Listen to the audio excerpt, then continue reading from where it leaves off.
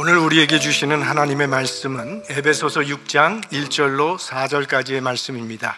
이 시간에 합독하겠습니다. 자녀들아, 너희 부모를 주 안에서 순종하라. 이것이 옳으니라. 네 아버지와 어머니를 공경하라. 이것이 약속이 있는 첫 계명이니 이는 내가 잘되고 땅에서 장수하리라. 또 아비들아, 너희 자녀를 노엽게 하지 말고 오직 주의 교양과 훈계로 양육하라. 아멘. 오늘은 어버이 주일입니다. 우리를 낳아주시고 길러주신 어버이의 은혜를 생각하며 그 은혜에 감사하며 보답하는 그런 날입니다. 성경에 보면 부모를 향해서 네 자녀를 사랑하라는 명령은 하나도 나오질 않습니다. 그것은 명령하지 않아도 잘 지켜지기 때문일 것입니다.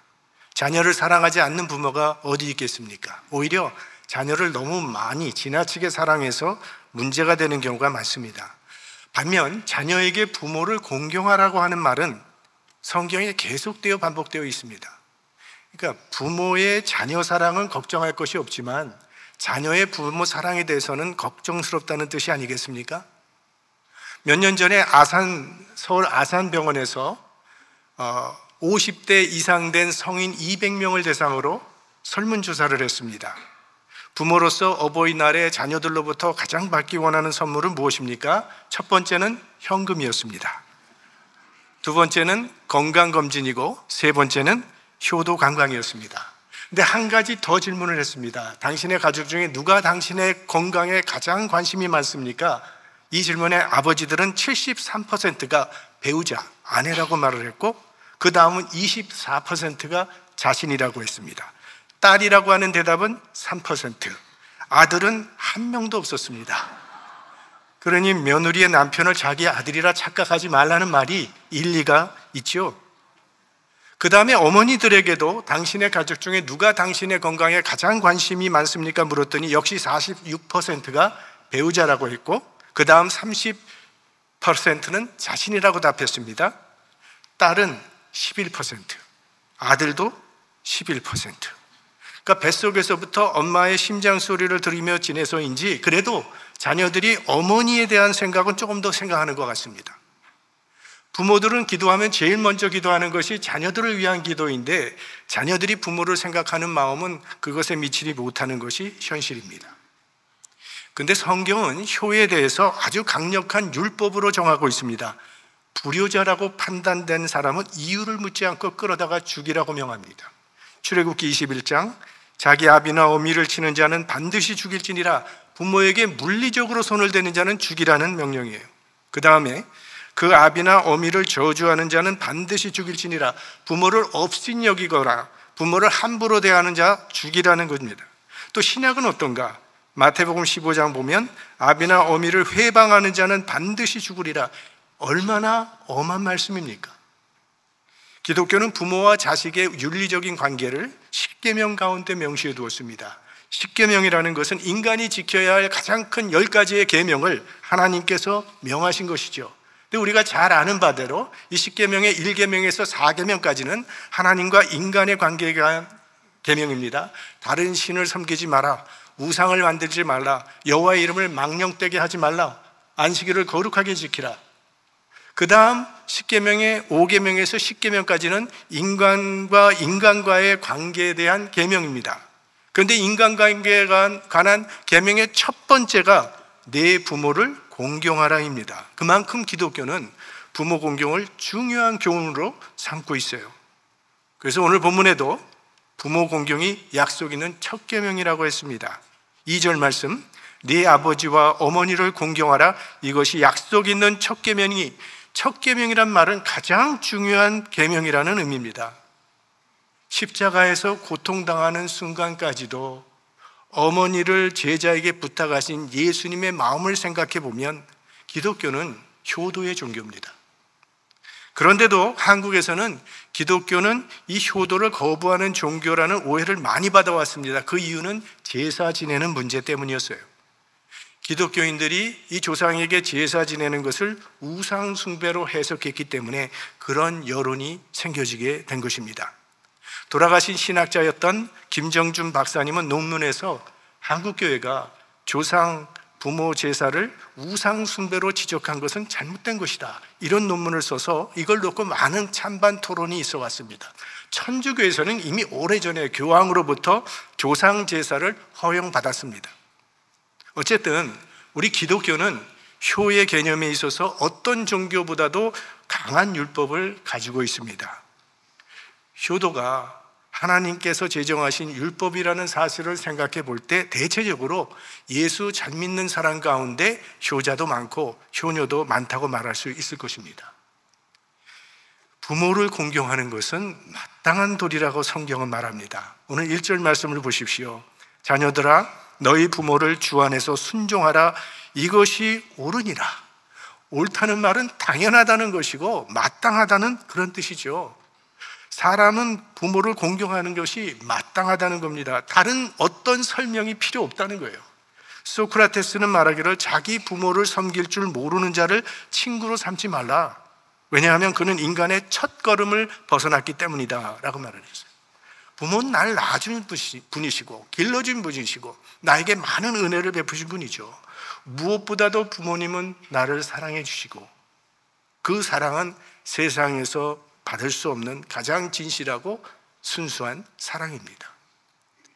대한민국 여수에는 삼만산천리 백길이라고 하는 그런 유명한 일화가 있습니다. 1962년 2월 10일에 여수의 남초등학교 졸업식장은 울음바다가 되어버렸습니다.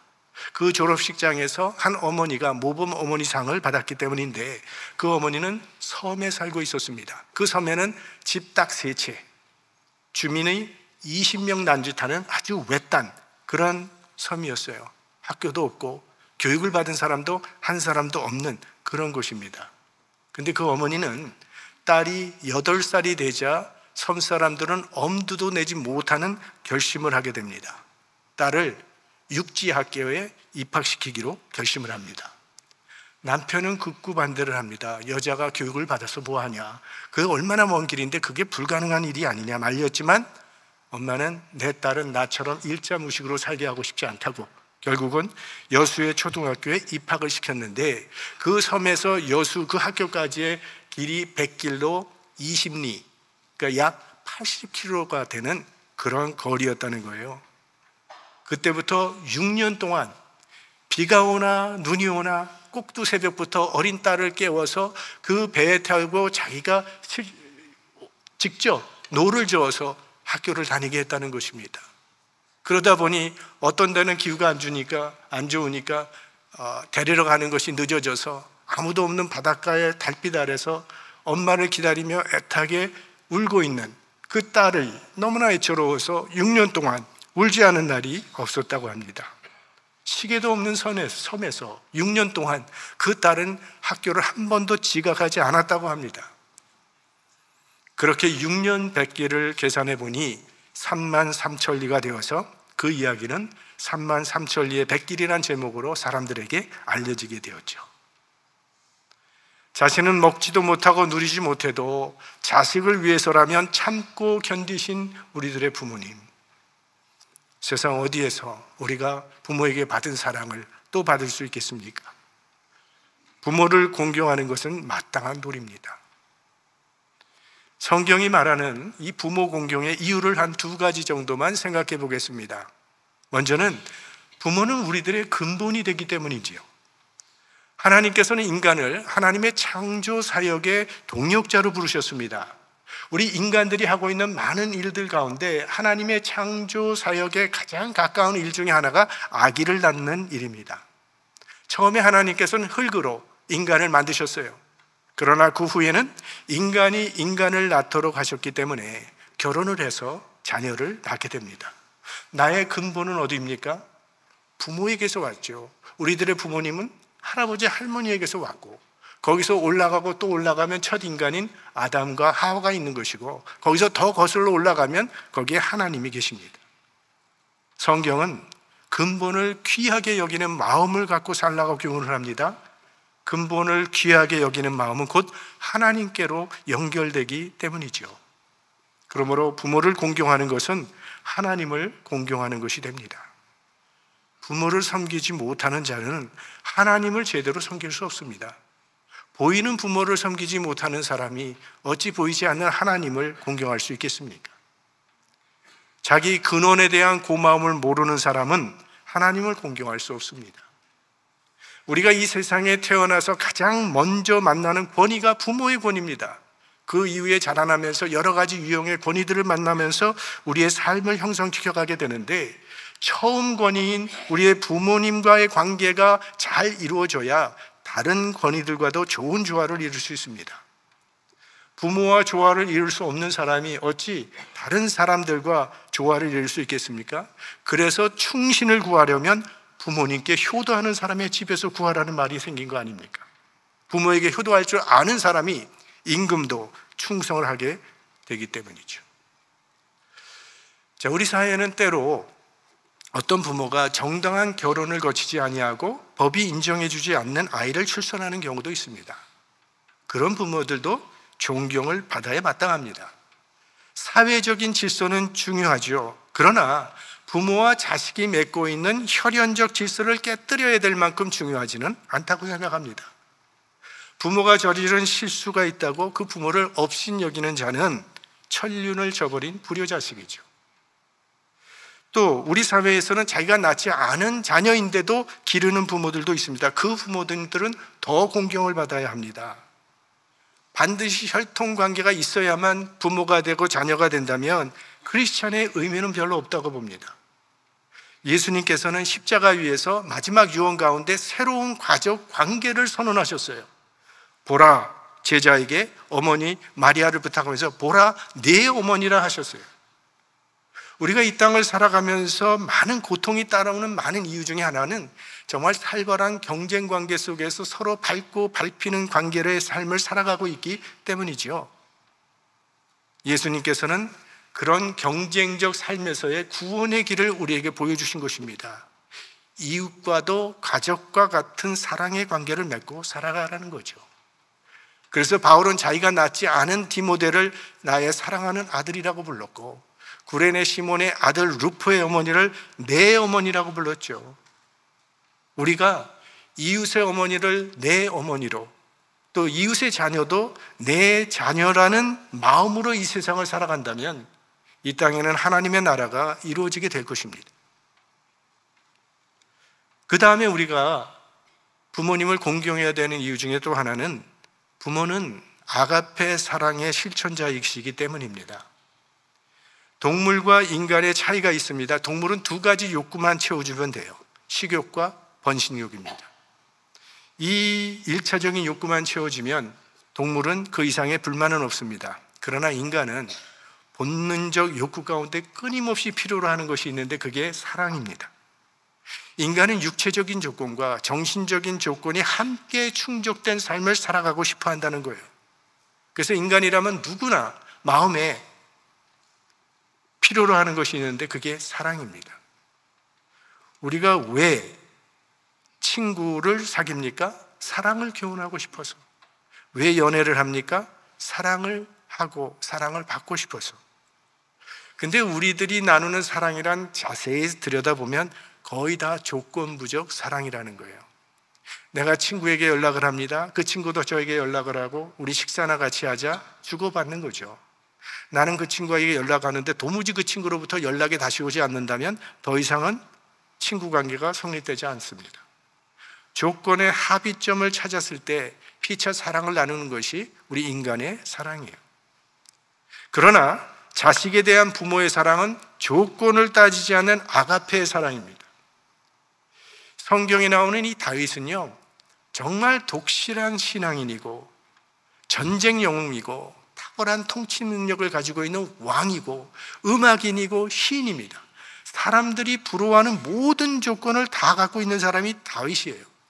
그런데 다윗은 기막힌 고민을 하나 가지고 있었습니다. 그 고민은 자식 때문에 생긴 고민이었어요.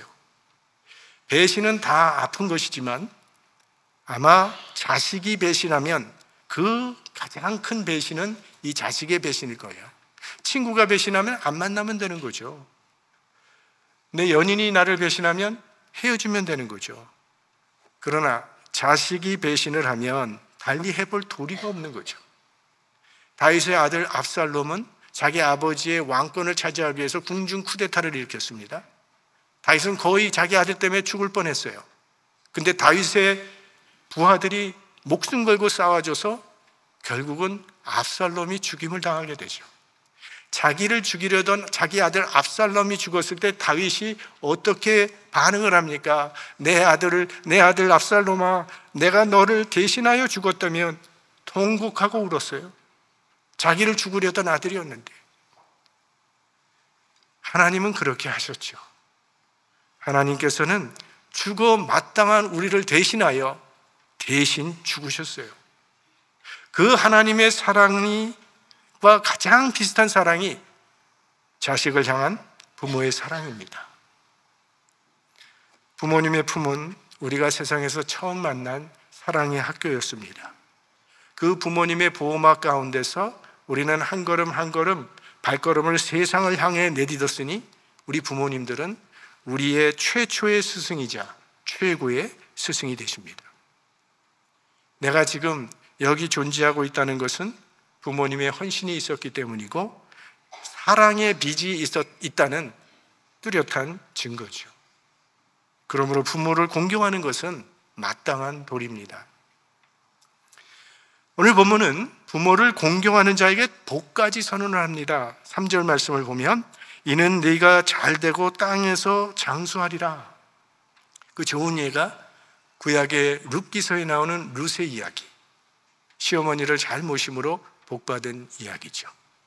룻은 시어머니 나오미가 더 이상은 회복이 불가능할 정도로 낮은 처지에 떨어졌음에도 불구하고 난 절대 어머니를 떠나지 않겠습니다. 베들레헴까지 따라와서 자기 시어머니를 봉양하겠다고 밭에 나가서 이삭을 주우니까 동네에 소문이 나기 시작했습니다. 저 이방 젊은 며느리가 시어머니를 모시기 위해서 저렇게 이삭을 줍고 있는 모습을 보니 참 그 마음이 곱고 착하다는 소문이 났습니다. 그 소문이 보아스의 귀에도 들리게 되죠. 결국 보아스는 이 착한 룻을 아내로 맞이하게 돼요. 거기서 난 아들이 오벳이고 오벳이 이새를 낳고 이새가 다윗을 낳았으니 우리 룻의 가문에서 인류의 구세주 예수 그리스도가 탄생하는 축복을 받게 된 거죠. 성경 66권 가운데는 여자의 이름으로 기록된 책은 둘입니다. 에스더와 룻기. 그리고 마태복음 1장을 보시면 예수 그리스도의 족보에 5명의 여자가 나오는데 그 중에 룻이 그 이름이 들어가게 되었으니 룻은 부모 공경을 통해서 큰 축복을 누린 여인입니다. 부모를 공경하는 자는 하나님께서 복을 주신다고 약속했는데 문제는 효도의 방법일 것입니다. 심청이가 안 못 보는 아버지의 눈을 뜨게 하기 위해서 자기 목숨을 바다에 던졌는데 딸의 목숨값으로 눈을 뜬 그 아버지가 과연 그 딸을 효녀라고 생각하겠습니까? 이 자리에 계신 분 가운데 내 자녀가 죽어서라도 내 병이 낫기를 원하는 부모가 있습니까? 사실 이 동양적인 효 사상에는 문제도 있습니다. 부모를 공경하고 봉양하는 정도가 아니라 예배하는 데까지 가르쳐 왔어요. 유교에서는 효를 이렇게 가르쳤습니다. 부모가 자녀를 미워하면 자녀된 자는 두려워할 뿐이고 부모를 원망하지 말 것이며 부모가 잘못하면 자녀된 자는 간하고 거슬리지 말 것이라. 간할 때에 공손히 부드러운 음성으로 하고 들어주지 않아도 공경하면서 효도하고 그의 마음을 얻은 후에 다시 간할 것이다. 3번 간해도 부모가 듣지 아니할 때는 자녀된 자는 울면서 부모를 따라다녀야 한다. 그러니까 나이가 많은 사람이나 부모는요 어떤 경우에도 잘못이 없도록 되어 있습니다. 그저 어르신들이 하는 일은 다 내내 순종만 하고 함부로 이견을 제시하지 않는, 잘못을 지적하는 것은 불경죄에 속하는 그런 윤리를 가지고 있어요. 다분히 맹목적인 점이 있습니다. 그러다 보니까 이 효도라고 하는 신성한 개념을 악용해서 자녀들 앞에 또 젊은이들 앞에 폭군으로 임하는 어른들이나 부모들이 있었던 것도 사실입니다. 그러나 기독교의 효 사상에는 부모에게도 철저하게 책임을 준다는 거예요. 오늘 보면 4절을 보시면 또 아비들아 너희 자녀를 노엽게 하지 말고 오직 주의 교양과 후계로 양육하라. 여기 노엽게 하지 말라는 이 말은 자녀를 하나님의 형상대로, 인격체로 대하라는 그런 뜻입니다. 이 노엽게 하지 말라라고 하는 이 말을 공동번역 성경에 보시면 마음의 상처를 입히지 말라 이렇게 번역했어요. 자, 공동번역으로 우리 함께 볼까요? 어버이들은 자녀의 마음에 상처를 입히지 말고 주님의 정신으로 교육하고 훈계하며 잘 기르십시오. 자, 자녀 교육에 있어서 정말 힘든 것은 우리 자녀들을 통제하는 것이 아니라 부모된 자신을 통제하는 거 아닙니까? 우리가 자녀들을 키우려면 얼마나 참아야 할 일이 많아요. 근데 그걸 참지 못하니까 자꾸 폭발하게 되죠. 부모가 폭발하면 자녀도 폭발하죠. 그래서 너희 자녀에게 마음의 상처를 주지 말라, 노엽게 하지 말라고 말씀하고 있는 거예요. 근데 이 말씀을 자녀에게 주지 않고 부모에게 준 것을 보면 부모들이 폭발할 가능성이 훨씬 많기 때문일 겁니다. 자, 우리 미국 사람들은 부모 공경할 줄 모른다고 말하기 쉬운데 방법이 다른 것뿐이지 미국 사람들도 효도합니다. 지금 세계는 의학의 발달로 노인 인구가 증가하고 있습니다. 이 미국도 지금 은퇴하는 사람들이 점점 많아지고 일할 수 있는 사람들은 줄어들고 있습니다. 결국은 소수의 사람들이 다수의 사람들을 지탱해 주어야 하는데, 그래서 미국은 오래전부터 노년이 곤란하지 않게 하도록 효의 개념을 제도적으로 장치해 둔 겁니다. 은퇴 나이가 되면 소셜 시큐리티를 받을 수 있도록 하고 메디케어 서비스를 받을 수 있도록, 또 노인센터들이 있어서 영양가 있는 식사를 제공하고 교통편도 제공해 주기도 합니다. 즉 젊었을 때 열심히 일해서 세금 내고 그 세금의 혜택이 이웃에게도 돌아갈 수 있게 하는 나라가 미국이니까 미국도 부모 공경 잘하는 나라입니다. 그렇다고 미국 사람들은 온전히 제도적 장치에만 의존하고 있는 것도 아닙니다. 현재 미국에서는 연세가 많이 들거나 몸이 불편한 부모를 돌보는 자녀가 전체 인구의 30%가 된다고 해요. 우리 한국 기독교 초기에 한국에 선교하러 왔던 한 외국 선교사가 이런 글을 썼습니다. 조선의 아버지는 가족의 행복을 위해서는 어떤 희생도 마다하지 않는다.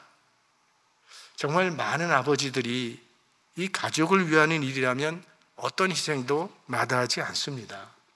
이전에 선교된 교회에서는요, 철따라 그 기러기 아빠들이 날아와서 이 가족들과 함께 예배드리고 다시 한국으로 돌아가는 그런 아버지들을 많이 봤습니다. 미국에서 공부하는 자녀들을 뒷바라지하기 위해서 그 외로움을 참으면서 열심히 일해서 학비를 보내주는, 그래서 가족의 행복을 위해서라면 난 어떤 희생도 할 수 있다, 이게 조선의 아버지다라고 얘기를 했어요. 그 다음에 조선의 어머니는 남편의 출세와 자식의 성공을 위한 일이라면 자신의 몸을 불태운다고 했어요. 마치 33,000리 백길의 이야기처럼. 조선이라는 나라가 망할 수밖에 없는 역사적 환경에서 5,000년이나 이렇게 꿋꿋하게 살아나올 수 있었던 것은 조선의 아버지와 조선의 어머니의 헌신적인 삶 때문이다, 이렇게 글을 썼어요. 사실 너무나도 힘든 세월을 사신 옛 우리 한국의 부모님들은 헌신을 넘어서 희생의 삶을 사셨죠. 이민 1세들도 마찬가지라고 생각을 합니다. 언어와 문화가 다른 땅에 와서 손짓 발짓하면서 한국에서는 생각지도 못했던 노동을 해야 했습니다. 오로지 자녀들이 좀 더 나은 삶이 살게 되기를 바라면서, 때로는 일주일 내내 하루도 쉬지 못하고 일을 하다 보니까 자녀들은 부모로부터 따뜻한 돌봄을 받지 못하고 자라야 했고, 또 미국에서 교육받은 자녀들과 우리 부모들은 문화적으로, 언어적으로, 정서적으로 간극이 심각해져서 가족 간의 관계가 틀어지는 경우가 생긴 것도 사실입니다. 그래서인지 UCLA 연구진에서 인터뷰 조사를 해봤더니 한인 노인들의 삶의 만족도는 40%로 나왔어요. 그러니까 10명 중에 6명은 삶이 만족스럽지 못하다고 그렇게 대답을 했어요. 슬픈 현실입니다. 과연 효도는 무엇이며 효도는 어떻게 해야 할까요? 전 무엇보다도 마음을 드리는 것이 효도라고 생각합니다. 잠언 23장 26절 말씀 우리 함께 볼까요? 내 아들아 내 마음을 내게 주며 내 눈으로 내 길을 즐거워할지어다. 마음이 없는 용돈, 마음이 없는 순종, 마음이 없는 효도 관광은 이건 창백한 율법일 뿐입니다. 그 모든 것 위에 마음을 드려야 한다는 거예요. 부모님이 원하는 것은 우리들의 진심 어린 마음일 테니까 감사의 마음을 드리는 겁니다. 어머니, 아버지 감사합니다. 이런 작은 언어 하나에 평생 자신의 수고와 희생을 오히려 보람으로 자랑스럽게 여기는 것이 우리 부모님들의 마음이죠. 우리는 그동안 부모님에게 얼마나 감사를 표현하고 살아왔는지 생각해 볼 필요가 있다고 봅니다. 아직 부모님이 살아계신 분들은 우리 아버지 감사합니다, 어머니 고마워요, 오늘 꼭 한번 실천하시기를 바랍니다. 이 공경이라고 하는 단어는 원래 존경하다, 귀하게 여기다 라는 그런 뜻을 가지고 있습니다. 감사라는 그 마음은 부모님의 존재를 소중히 여기는 것이고 부모님의 가치를 높여드리는 행위죠. 감사의 마음을 드리는 것, 그게 효도예요. 그 다음엔 사랑의 마음을 드리는 겁니다. 우리 동양인들은 효도라는 말을 많이 사용하지만 미국에서는 그냥 사랑이라고 표현을 하더라고요. 우리가 자녀를 사랑하는 것처럼 부모를 사랑하는 것이 효도라고 봅니다. 사랑으로 부모님께 다가가는 거죠. 함께 있고 함께 나누고 함께 기뻐하는 것. 꼭 특별한 이벤트를 만들지 않더라도 그러한 사소한 가운데서 진실한 사랑은 나누어지게 될 것입니다. 왜냐하면 우리 부모님은 이미 우리를 사랑하고 있기 때문에. 완벽한 자녀가 없듯이 완벽한 부모도 없습니다. 서로의 부족함을 인정하고 더 나아질 것을 소망하면서 있는 그대로를 받아들이는 거죠. 그런 열린 마음과 솔직한 대화를 통해서 아팠던 마음이 있다면 그것도 조금씩 치유되어 갈 것입니다. 혹시 불신자 부모님이 계시다면 그 부모님의 영혼 구원을 위해서 힘써야 할 것입니다. 우리의 부모님이 하나님 나라에서 영원한 생명을 누릴 것을 확신하면서 기쁨과 소망 가운데 하루하루를 살아가도록 도와드리는 것이야말로 가장 큰 효도가 될 것입니다. 유명한 이야기가 있죠. 우리 김구 선생님께서 중국에서 독립운동을 하고 한참 고생을 할 때 그땐 정말 끼니가 없었다고 합니다. 선생님의 어머니께서 시장에 가서 남이 버린 쓰레기들을 주워서 깨끗이 씻어서 국을 끓이셨답니다.